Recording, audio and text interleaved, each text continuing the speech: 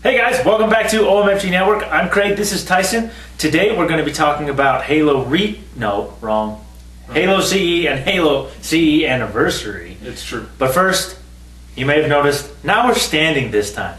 Everyone says that we have terrible posture, so we're standing up, it's good, you know.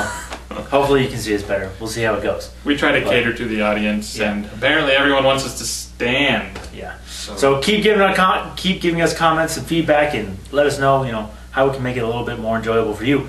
Anyways, Halo CE.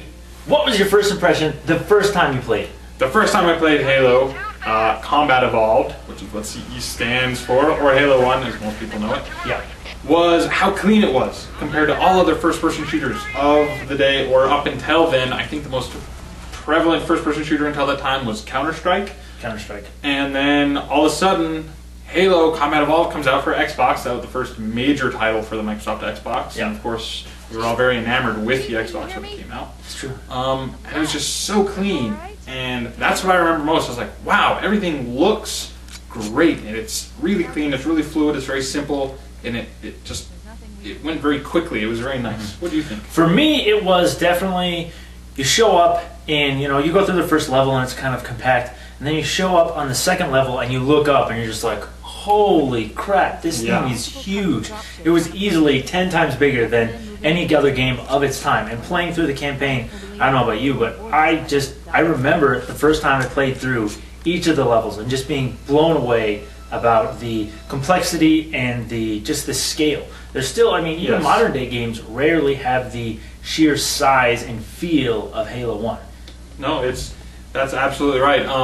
And how the detail, even how big it was, and sometimes you lose detail in how big a game gets, but it kept the detail, and it felt like I was here. I'm in this rich story. I'm on this artifact in space, and I'm part of this much larger galaxy, this larger universe, and I could feel a part of that. I remember that with the campaign, which great storyline for Halo Combat Evolved. I'd say that that's actually probably the best thing that they did.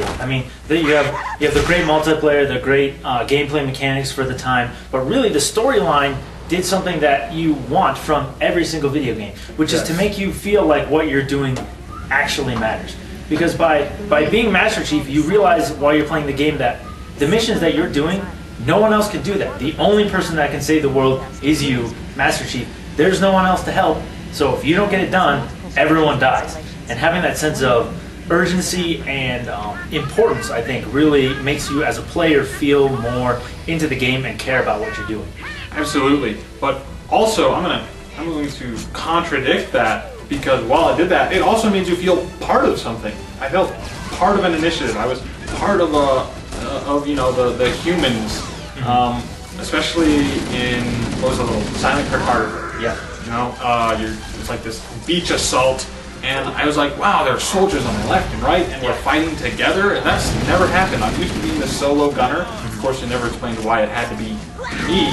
Halo did that. Finally, you're a super soldier. Oh, okay, I have some unique ability that makes me the best choice. Yeah. But I felt part of something. I felt like there was a reason to, mercilessly killing grunts.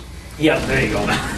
Well, and that kind of ties in. I guess we're supposed to talk about Anniversary, but Halo CE Anniversary is really just Halo CE looking way better than it did before. They just popped up the graphics and went with that. The multiplayer extension is really just an extension of Halo Reach. It doesn't really count. We're just going to think of it as Halo CE. That looks way better. And what's surprising to me is as I played through it, again, playing Halo CE but with Anniversary and all the better graphics, it felt like a game that could have come out in the last 2 years. Easy. Definitely. It just, when it looks that good, the gameplay and the story was so good to begin with that just kind of, pumping up the graphics makes it a 2011 game all over again. Definitely. Yeah, Halo was just one of those games where it seemed like Bungie, the developer, just got everything right. They got the graphics right. They got the story right. They got the multiplayer right. They got the controls right. Everything felt so tied together, so smooth. Like they put out this fantastic product and went off without a hitch, and that's so rare in games to have everything clicked like it did in Halo CE. Yeah, there's really just nothing you were disappointed with at the time, and as I played through Anniversary, not really disappointed with anything that they did there either. I agree. How do you ruin a spectacular game? It's very difficult, but people have to.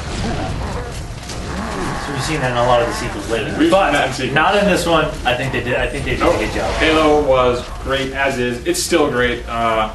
It's still fun to play through the campaign. It's still fun to jump on multiplayer with your friends, hook up All the Xboxes, Xboxes, and you can system link it. exactly. So yeah, play some Halo. It's a great game. Still a good game. Halo Anniversary looks great. Yeah, I guess that's all we got. Thanks again for watching. This is the OMFG Network. I'm Craig. This is Tyson. We'll see you guys next time. Take it easy, guys.